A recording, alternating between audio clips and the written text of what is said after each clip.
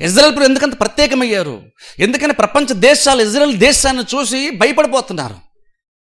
Israel ప్రజల స్వతహాగా వాళ్ళు ఎటువంటి ప్రత్యేకత యాక్చువల్గా లేదు.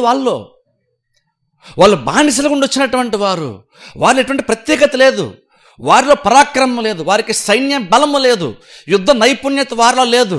ప్రతి చిన్నదానికి ఊరినే సొనుక్కునేంత బలహీనమైనటువంటి మనస్తత్వం కలిగినటువంటి వారు ఇజ్రాయెల్ ప్రజలు. చిన్న ప్రాబ్లం కూడా తట్టుకొని నిలబడగలిగే కెపాసిటీ వాళ్ళకి లేదు. ఈ ప్రాబ్లం ఎలా సాల్వ్ చేస్తున్న ఆలోచన మాత్రం వాళ్ళకి లేనంత వీక్ మైండెడ్ పీపుల్ వాళ్ళు.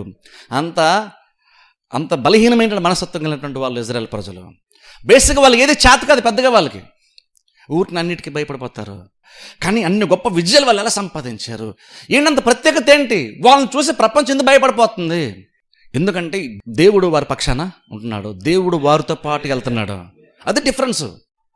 అది కనుక లేకపోతే ఇజ్రాయెల్ ప్రజలు చాలా చాలా అల్పమైనటువంటి వాళ్ళే.